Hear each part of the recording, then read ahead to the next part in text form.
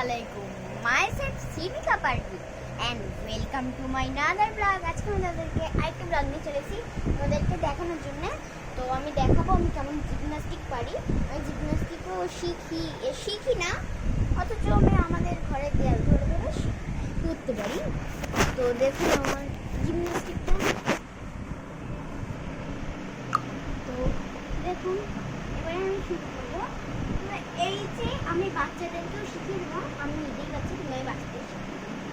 এই যে যেমন একটা দেয়াল নেবেন বা আলমারি, এমন দেয়াল নেবেন, নিয়ে এই যে ডান হাতটা আছে, এই ডান হাতটা নিয়ে এরকম দিয়ে এই মাথাটা নিচে করে দেবেন নিচু।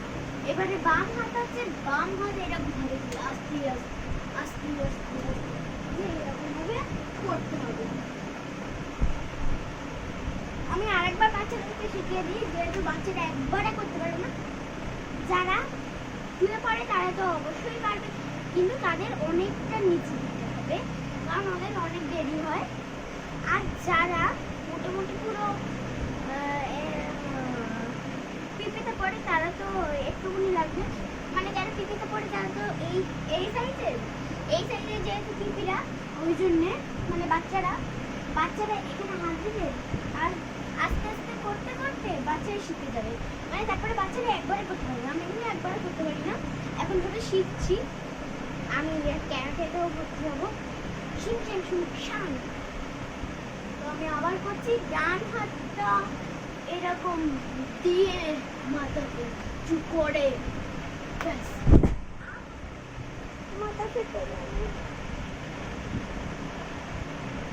বাচ্চাদের একবার করে আর একবার করাবেন না, আমি দেখাচ্ছিলাম যে আমার মাথায় খুব বাজেভাবে লেগেছে। আমি আর একবার করে দেখাই। আমি এবার একবারে শুয়ে করবো।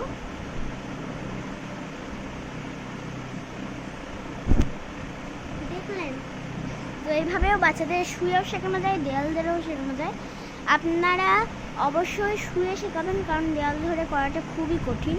ওই জন্য আমি বললাম শুয়েই শেখাবেন, নাহলে আপনাদের বাচ্চার মাথায় নয় কোমরে লেগে যাবে দেয়াল ধরে করতে গেলে। আজকে পর্যন্ত এই পর্যন্তই ব্লগ। আশা করছি তোমাদের ভালো লাগলো। ভালো লাগলে 1K লাইক করে দিও। Bye bye.